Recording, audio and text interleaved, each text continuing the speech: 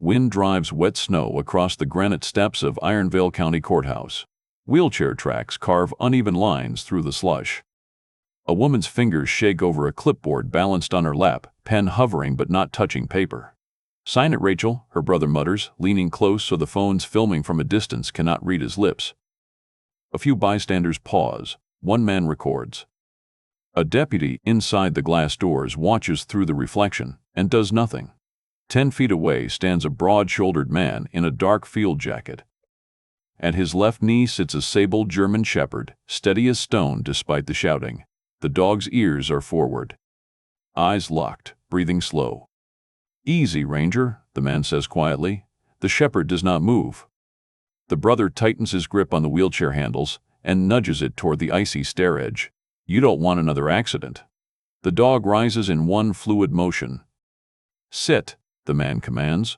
Ranger sits instantly. Controlled, waiting. The brother smirks. "Control your dog." The man steps forward. And the woman whispers, barely audible, "He killed my husband.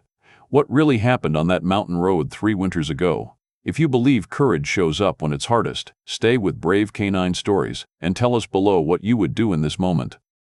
Caleb Ward did not come to Ironvale County Courthouse looking for trouble. After 14 years as a Navy SEAL and 12 deployments overseas, he had chosen Ironvale for one reason: quiet. A small timber cabin near the tree line. No headlines. No missions. Just snow, trees, and space to breathe. At his side since the final deployment stood Ranger, his retired military working dog. A sable German shepherd with a faint stiffness in his rear leg from old shrapnel. Officially medically retired. Unofficially still the sharpest partner Caleb had ever had. Caleb was inside finalizing property tax paperwork when raised voices drew his attention toward the courthouse steps. He gave one quiet command. "Heel." Ranger moved smoothly beside him as they stepped outside into the blowing snow. That was when Caleb saw her. Rachel Mercer, mid-30s. Wheelchair positioned too close to the icy edge of the granite steps, papers in her lap. A man leaning over her, older, broad, expensive coat, jaw tight, her brother, Daniel Mercer. Caleb did not know their names yet, but he knew body language. Daniel stood too close. He blocked her sightline to the crowd. The pen stayed in his pocket until the last second. He held the paperwork instead of placing it on her lap. Control tactics. Subtle, practiced. Ranger noticed too. Without command, the shepherd's ears lifted forward. His breathing shifted. Muscles tightened slightly under his coat. "Sit," Caleb said quietly. Ranger sat instantly, eyes locked on Daniel. Rachel's hands trembled, snow gathered on the blanket across her knees. She avoided looking at anyone directly. Caleb had seen that look before, in villages overseas, when someone powerful stood too close. Daniel's voice lowered, almost lost in the wind. "You don't have the money to keep this place. The insurance is almost gone. January 1st. "That's the deadline." Rachel swallowed but did not answer. Caleb shifted closer, careful not to escalate. "Watch," he murmured. Ranger focused, alert, but silent. Daniel adjusted the wheelchair handle slightly, tilting her backward just enough to make the threat unspoken but clear. One slip. One push. Snow and ice would do the rest. Caleb stepped within conversation distance. "Ma'am," he said evenly. "Do you need assistance?" Daniel's head snapped toward him. His smile did not reach his eyes. "This is a family matter." Rachel's lips parted as if to speak, then closed again. Daniel continued, louder now so the small crowd could hear. "My sister has medical bills. She can't manage this property. I'm helping her avoid foreclosure." Caleb's gaze flicked to the paperwork. The top sheet was angled, but he caught a glimpse of a legal letterhead partially obscured by Daniel's hand. He memorized the name without staring. The deputy inside the glass doors watched through reflection but made no move. Family matter. Caleb had heard that phrase before too. It often meant someone powerful counted on silence. Snow intensified, stinging against exposed skin. Rachel finally whispered, "I can manage." Daniel leaned closer. "Not after what happened last time." "Remember the accident?" Her shoulders flinched. There it was. The word. Accident. Ranger's chest vibrated with a low, controlled growl. "That's enough," Caleb said quietly, not raising his voice. Daniel straightened slightly, assessing. "Control your dog. He is controlled," Caleb replied. There was no aggression in his tone, only certainty. Daniel studied him, took in the posture. The calm. The dog that did not bark, did not lunge, did not act without command. Then Daniel leaned close enough for only Caleb to hear. "You don't know what she cost this family." Caleb held his gaze. Years of combat had taught him how to measure men in seconds. Daniel's anger was not grief. It was desperation. "Step back from the chair," Caleb said evenly. For a moment, Daniel considered pushing further. Instead, he released the handles and forced a public smile. "We'll finish this at home," he muttered to Rachel. He turned and walked toward a black pickup idling at the curb. Ranger remained seated until Caleb gave a soft release. Snow continued falling. Rachel stared down at the unsigned paper in her lap. Caleb looked from her to the departing truck, memorizing the plate number without appearing to. He could have walked back inside, signed his tax form, driven home. Instead, he stayed on the courthouse steps. Because he recognized something in Rachel's eyes, and he had learned a long time ago that when fear shows up in daylight, it rarely leaves on its own. Daniel Mercer did not leave. He stopped halfway to his truck, checked his phone, then turned sharply and came back toward the courthouse steps as if remembering something important. The crowd had grown. Snow meant delays. Delays meant people standing around watching. "Rachel," he called loudly, no longer whispering. "You can't even manage your own prescriptions without help. How exactly are you going to manage 80 acres of land?" A few people shifted uncomfortably. Rachel's hands tightened on the papers in her lap. "That's not true." Daniel laughed lightly, performing now. "The hospital bills alone almost drained the insurance payout. I've been covering the rest." "You think that money lasts forever?" Phones lifted higher. Caleb stood beside Ranger, who remained seated in perfect control. The shepherd's eyes tracked Daniel's movements, not reacting to noise, not reacting to the crowd, only to proximity. Daniel stepped back behind the wheelchair and gripped the handles again. Ranger's weight shifted subtly forward.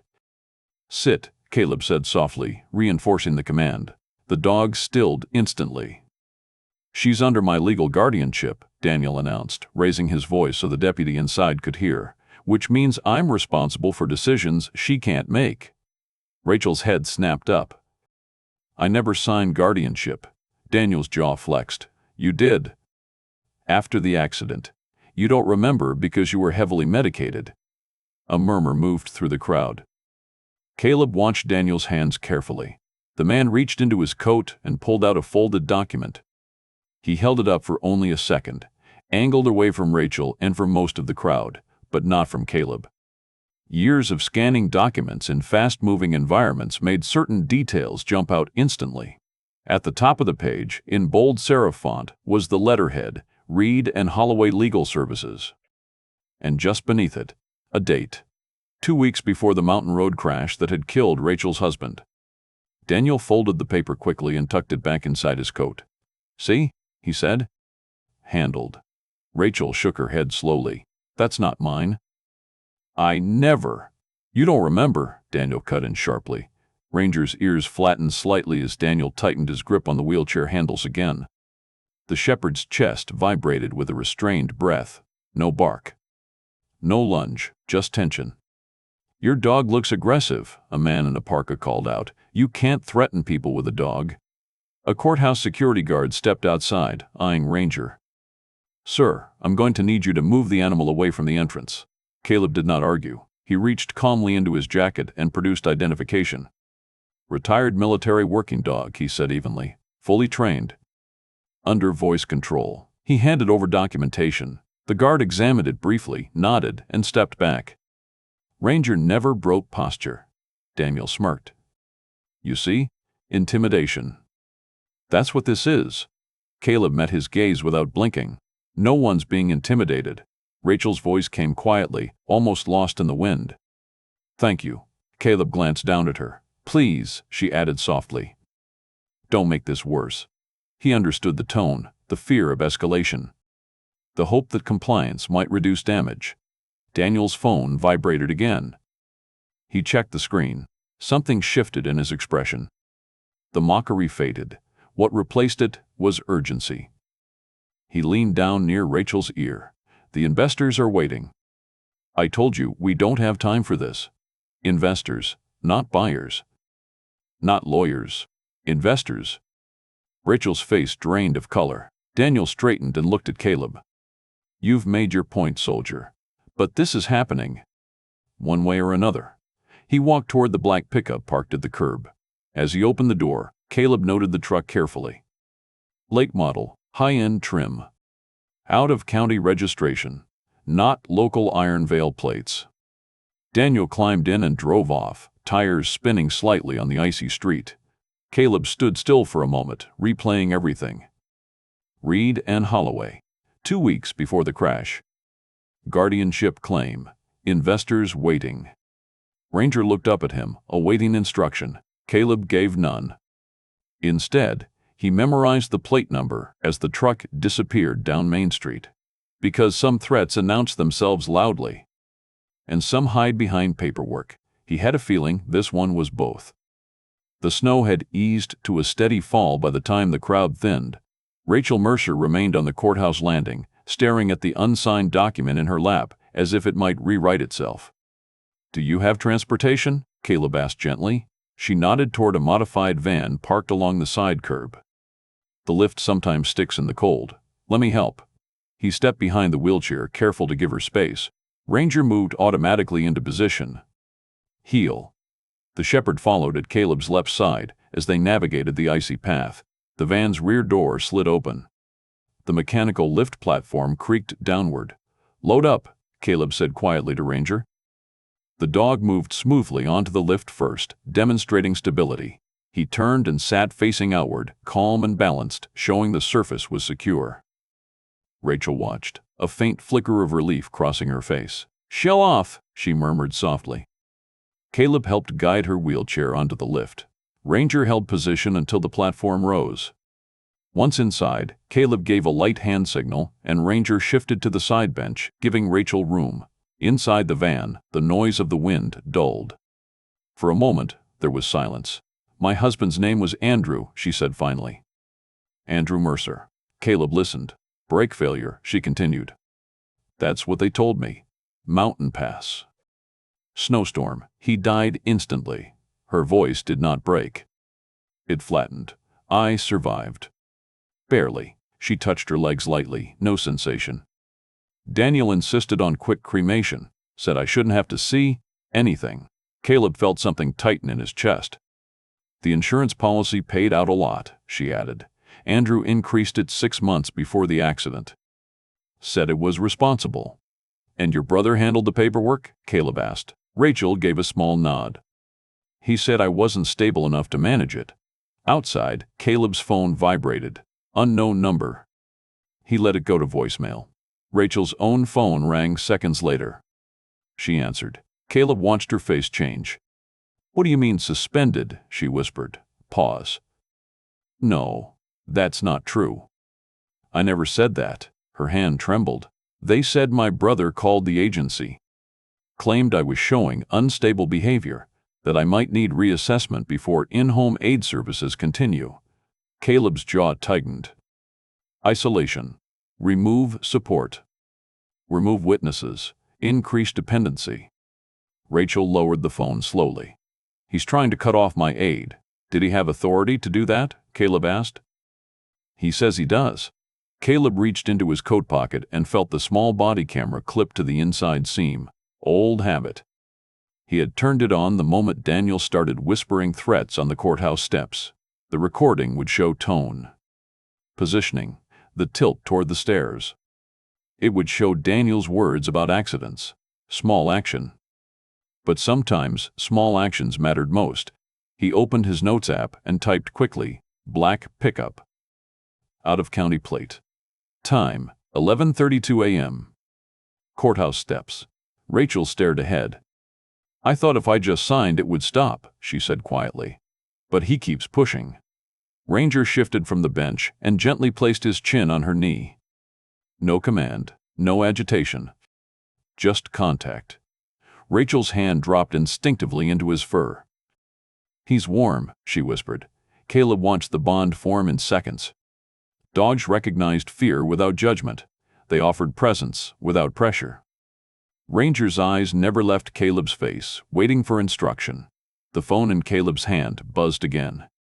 This time, it displayed a name he had not seen in months: Marcus Hale. Former teammate, now FBI.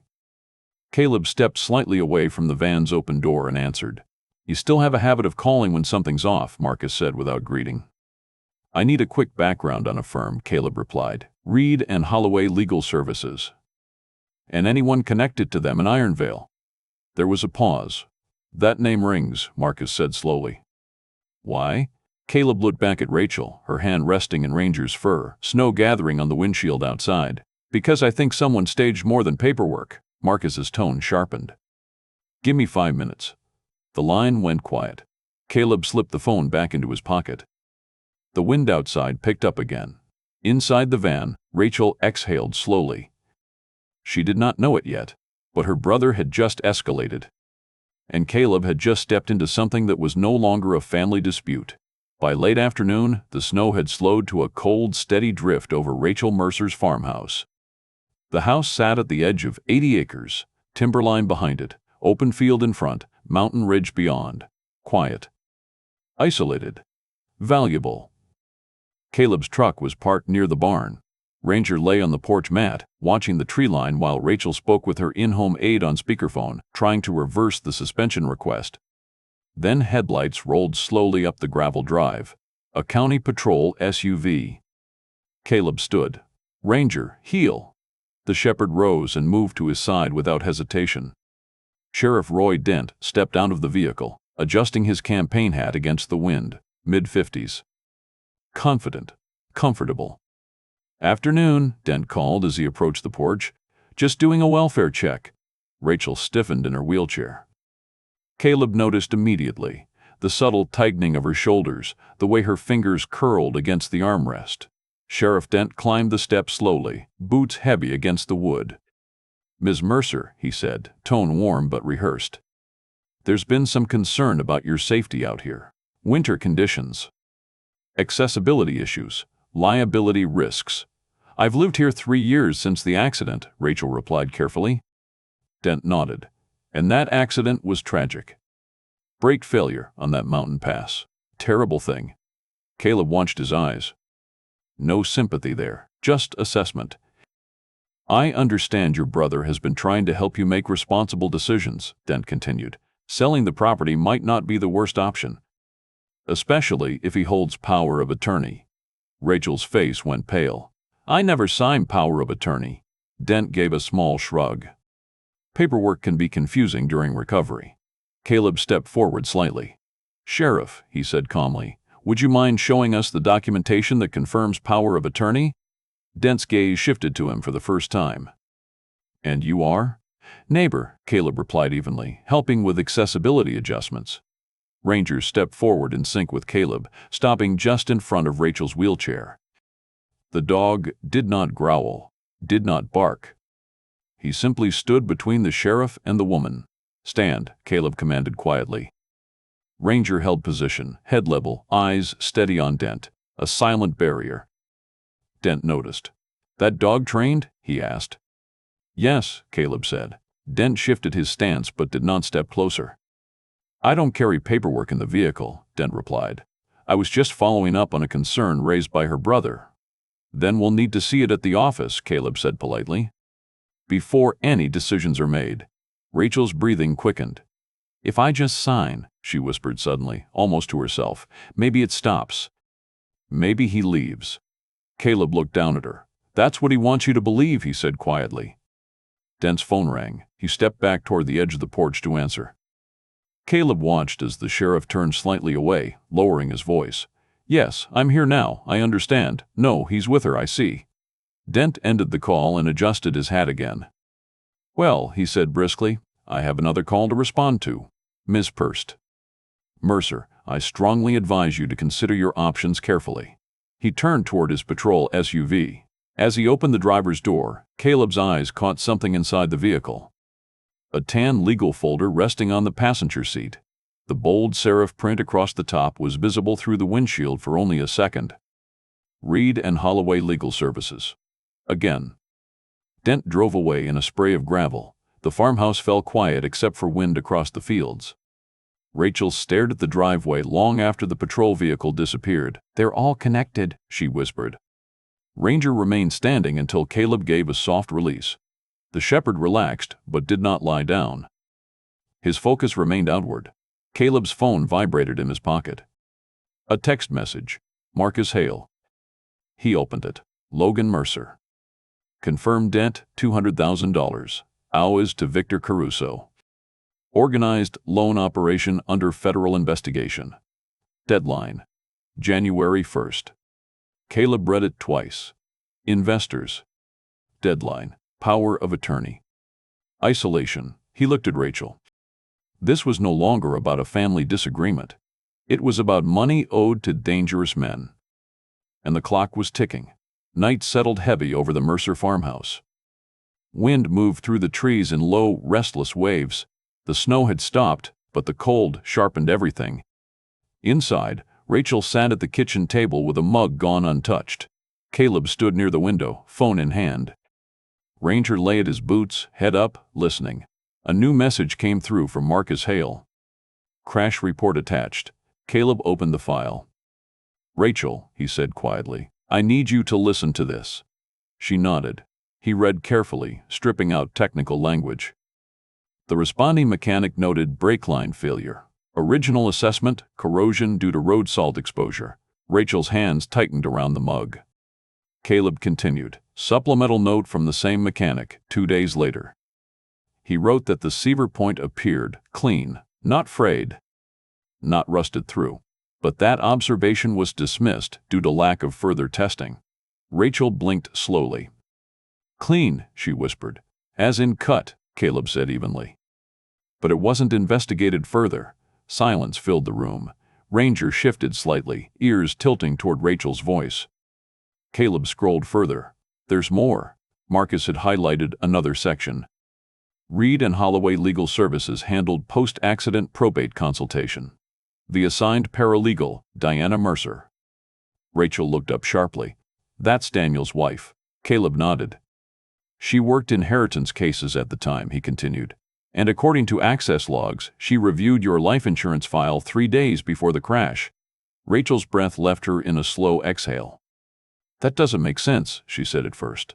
Then something changed behind her eyes. 6 months before the accident, Andrew had increased the life insurance coverage. He said it was for security, she murmured. We were refinancing the farmhouse. He wanted me protected. Caleb held her gaze. That increase matters, he said. Rachel's hand rose to her mouth. All this time, she whispered. I thought I distracted him. We were arguing about the road conditions. I told him to hurry home.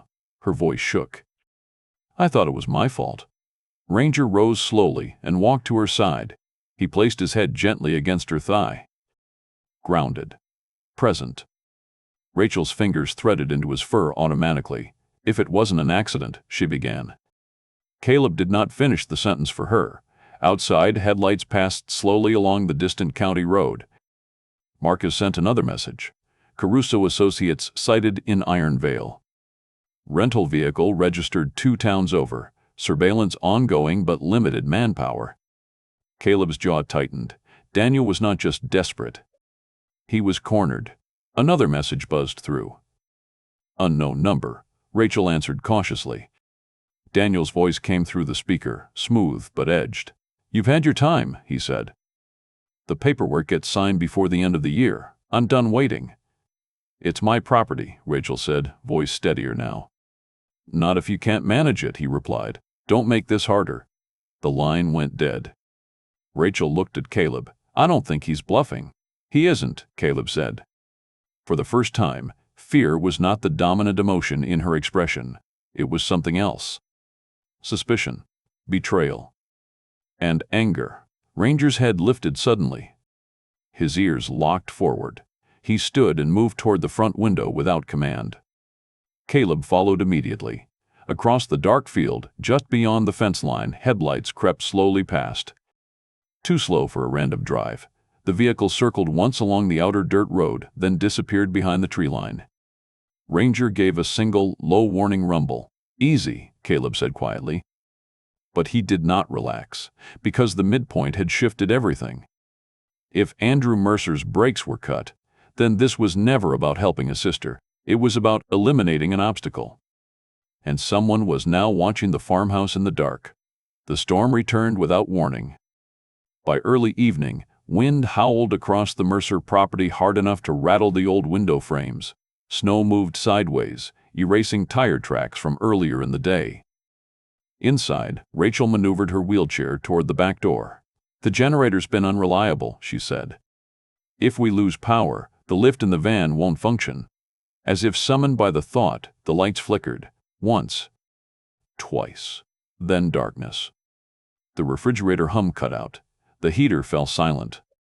Rachel's breath quickened. Not now. Caleb moved immediately, grabbing a flashlight from the kitchen drawer.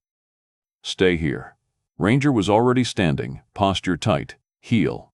The shepherd followed as Caleb stepped onto the back porch into the cutting wind. The external breaker panel was mounted along the sidewall near the mudroom. Snow drifted high against the siding. Caleb brushed it clear and opened the metal cover. The main switch had been flipped down. Not tripped, flipped. Deliberate, he reset it. Inside the house, lights flickered back to life. He scanned the snow around the wall carefully. Footprints, fresh. Boots, heavy tread. Deep heel impression. Ranger moved ahead of him, nose low, tail level. "Track," Caleb commanded quietly. The dog lowered fully into scent work mode. No barking. No pulling wildly. Just steady, focused tracking through the blowing snow. The scent line led away from the breaker panel toward the tree line behind the barn. Caleb followed at controlled distance, flashlight beam cutting through wind-driven flakes. Halfway to the woods, Ranger paused. He lowered his head toward something partially buried. A cigarette butt. Caleb crouched and examined it under light. Dark filter. Gold band. Imported brand. Marcus had mentioned Caruso's associates favored a specific import. Ranger moved again, tracking deeper toward the trees. At the edge of the timberline, the dog stopped and gave a short, sharp, alert bark. Caleb reached him. Multiple boot prints converged near the fence. At least 2 individuals. He angled the flashlight down and studied the tread pattern carefully. Distinct zigzag heel with a missing notch on the left outer edge. He pulled out his phone and took several photos. Second clue. Physical presence, not just threats. Wind erased detail quickly, but he captured enough. A metallic creak sounded behind him. The van. Caleb turned sharply and moved back toward the house. Rachel was in the open doorway, looking toward the vehicle parked beside the barn. "The lift," she called out. Caleb ran to the van and hit the deploy switch. The lift platform extended halfway, then jerked and stalled. He checked the power line. The exterior cable had been cut clean near the housing. Not weather damage. Tool cut. Rachel's face went pale. "They're trying to make me dependent," she whispered. "If I can't leave," Caleb met her eyes. "That's exactly the point." She looked toward the dark field beyond the barn. "I won't run," she said suddenly. "This is my home. Andrew built that deck with his own hands. I'm not leaving because they scare me." The wind slammed against the house again. Caleb weighed options quickly. Relocate her tonight. Or stay and harden the position. He looked down at Ranger. The dog stood steady, focused, not anxious. "Ready." Caleb nodded once. "Then we stay," he said. He closed and locked every door, checked windows, loaded the fireplace with extra wood, positioned floodlights toward the tree line. Ranger settled near the front entry, alert. The storm intensified. Minutes later, a sharp crack split the night. Glass exploded inward from the living room window. Rachel gasped as shards scattered across the floor. Caleb dropped low, pulling her wheelchair back from the opening. Outside, The echo of a distant gunshot faded into wind. No one was hit. But the message was clear. The line had moved. And whoever was out there was no longer pretending. The shattered living room window had barely been boarded from the inside when headlights flooded the front yard. Not one vehicle. 3. Rachel went still in her chair. Caleb stepped to the side window and looked out. The black pickup, 2 unfamiliar SUVs behind it. Ranger was already on his feet. Daniel Mercer stepped out first, coat collar up against the wind. 2 broad men followed him, heavy boots. Confident posture, not local farmers. Daniel walked straight to the porch and pounded once on the door before pushing it open. "You've had your warning," he announced, stepping inside without invitation. "I'm executing a legal eviction." Rachel's hands gripped the armrests. "You don't have the authority," she said, voice tight but clear. Daniel held up a folder. "Power of attorney. Court acknowledgement pending. You're not mentally stable to manage this property." Caleb moved into the entryway, blocking direct access to Rachel. "Show the signed original," he said calmly. Daniel ignored him and stepped behind the wheelchair. "I'm taking you somewhere safe," he said, voice losing patience. He began pushing the chair toward the open doorway where snow swirled violently across the porch. "Stop," Rachel cried. Caleb stepped into the doorway, blocking the exit. "Guard," he commanded. Ranger moved forward instantly, positioning himself between Rachel and the 2 men behind Daniel. He did not growl, did not snap. He stood square, weight balanced, eyes locked. The 2 men hesitated. "Call off your dog," one of them muttered. "He's not attacking," Caleb replied evenly. "He's preventing you from committing assault." Daniel's face flushed. "This is my sister. And this is her home," Caleb said. One of the hired men lunged forward and grabbed Caleb's jacket, trying to yank him sideways. The moment the grip tightened, Caleb gave a single word. "Take." Ranger launched with precision. He targeted the man's sleeve of the forearm, teeth locking onto heavy fabric without breaking skin. Controlled pressure, no shaking. No frenzy. The man shouted in shock, stumbling backward. "Out." Ranger released instantly and stepped back to heel position, ready but contained. The message was clear. The boundary had been crossed, and it would be defended. The man clutched his arm, staring at the clean imprint on his jacket. "You're insane," Daniel spat. "You brought an attack dog into a family dispute." Caleb held his ground. "You attempted to forcibly remove a disabled woman from her property in a snowstorm," he replied calmly. "That's not a dispute. That's criminal." Sirens sounded faintly in the distance. Daniel smirked. "Good. I called the sheriff." Moments later, Sheriff Roy Dent's patrol SUV pulled into the yard. Dent stepped inside, gaze sweeping over the scene. "What's going on here?" Daniel spoke first. "He sicked his dog on my associate." Dent looked at the torn sleeve. "Is that true?" he asked Caleb. Caleb reached into his coat and pulled out his phone. "I recorded our courthouse interaction," he said, "including threats about accidents and deadlines." He pressed play. Daniel's earlier voice filled the room. "You don't want another accident. Investors are waiting. This is happening one way or another." Dent's expression shifted slightly. Rachel looked from the sheriff to her brother. "He cut Andrew's brakes," she said quietly. The room went silent. Outside, engines grew louder. Not one set of sirens. Multiple. Headlights crested the hill beyond the gate and poured into the yard in a wash of red and blue. Daniel's confidence faltered for the first time. Caleb stepped slightly forward, Ranger steady at his side. Because whoever was arriving now was not just the county sheriff. Red and blue lights flooded the farmhouse yard, reflecting off snow and broken glass. 2 unmarked black SUVs rolled in behind state police cruisers. Doors opened in synchronized motion. A tall man stepped forward, badge visible against his winter jacket. "Federal Bureau of Investigation," he announced clearly. "Daniel Mercer, Diana Mercer, step away from the doorway." Marcus Hale moved with calm authority, 2 agents flanking him. Daniel's face drained of color. "This is a property dispute." Marcus held up a document, federal warrant. "Investigation into insurance fraud, conspiracy, and organized criminal activity linked to Victor Caruso." At the sound of that name, one of the hired men bolted toward the barn. "State units, cover the rear," Marcus ordered. Caleb turned to Ranger instantly. "Search." The German shepherd launched forward, not wild, not frantic, focused. He cut across the yard, nose low, following fresh scent through churned snow toward the open barn doors. Inside the barn, hay dust and cold air mixed in dim light. Ranger circled once, then angled toward the ladder leading to the loft. A sharp, rhythmic bark echoed upward. Alert. Not attack. Caleb entered carefully, weapon low but controlled, covering angles while Ranger maintained position at the ladder base. "Come down," Caleb called firmly. Slowly. The hired man appeared at the loft edge, hands raised. Ranger did not move. He held eye contact, continuing short alert barks until state troopers secured the suspect. Outside, the second hired man froze near the trucks, surrounded by officers. Marcus stepped toward Daniel. "You're under arrest for conspiracy to commit fraud and attempted coercion." "This is ridiculous," Daniel snapped. "You can't prove anything." Marcus glanced toward Caleb. "Actually," he said calmly, "we can." At that moment, the farmhouse front door burst open again.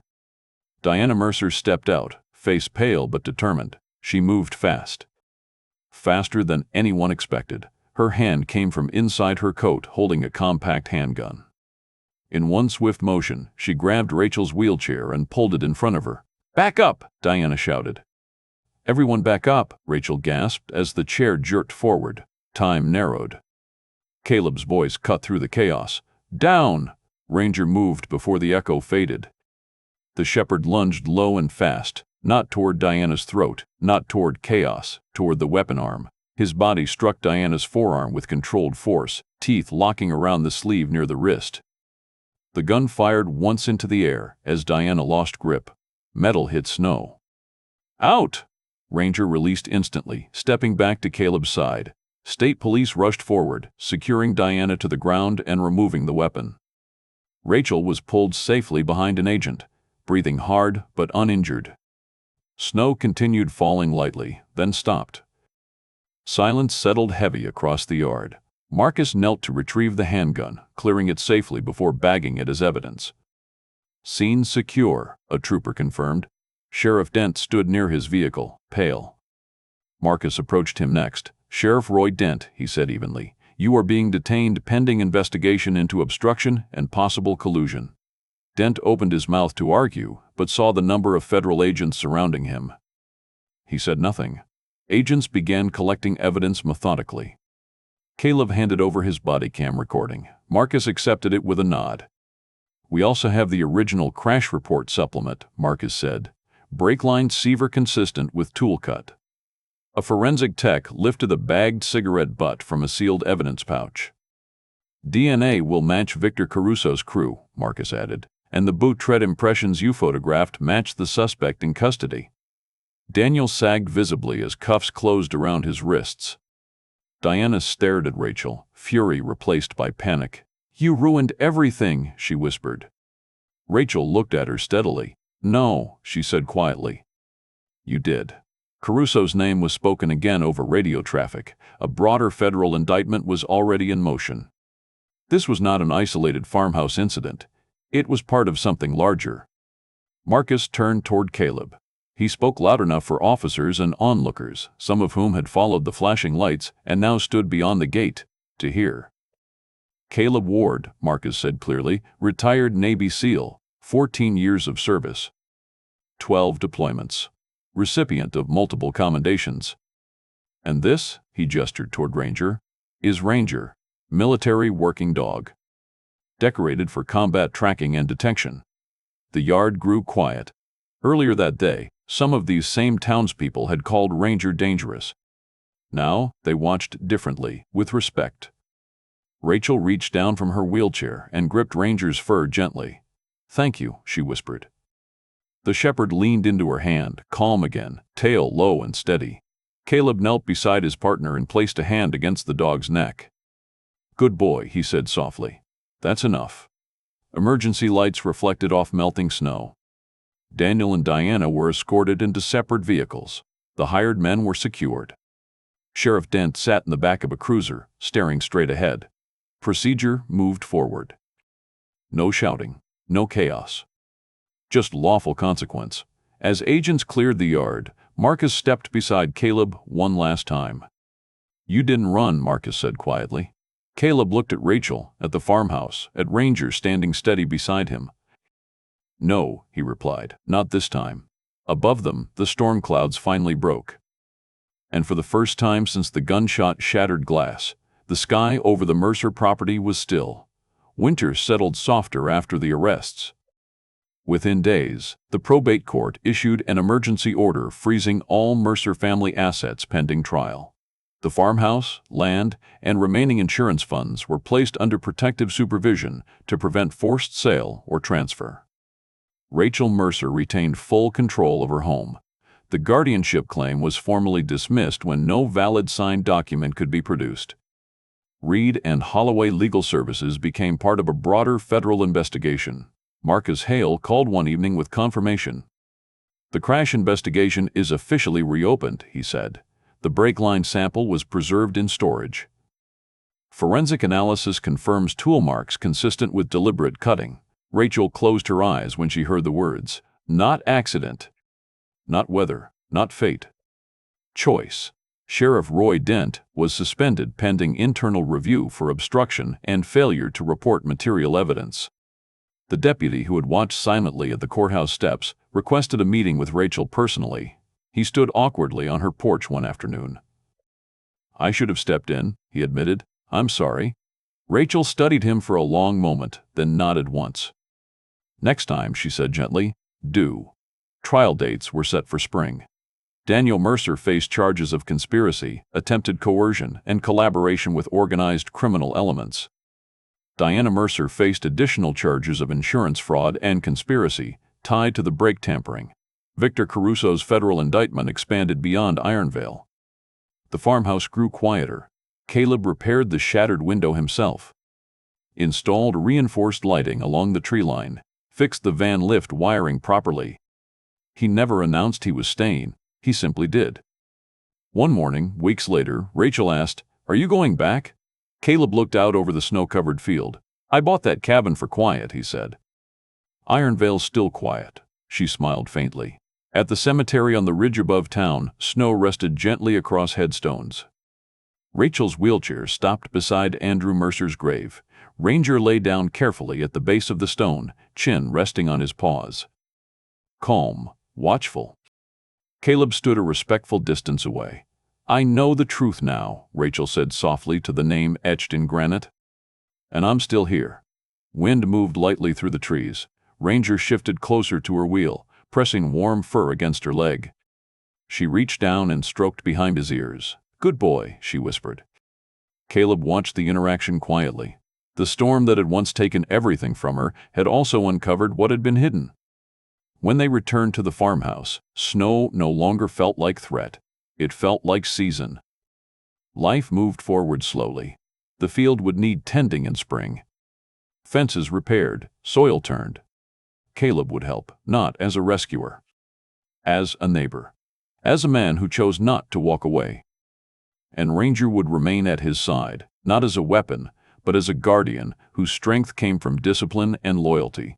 Because in the end, justice did not arrive through anger. It arrived through evidence, through restraint, through standing firm when leaving would have been easier. And when the next winter storm eventually rolled across Ironvale County, the farmhouse lights stayed on. Family is not who shares your blood, but who stands between you and the storm when it comes. Loyalty is proven when it costs something. Greedy brother tried to kill his disabled sister for money, until a Navy SEAL and K-9 stepped in.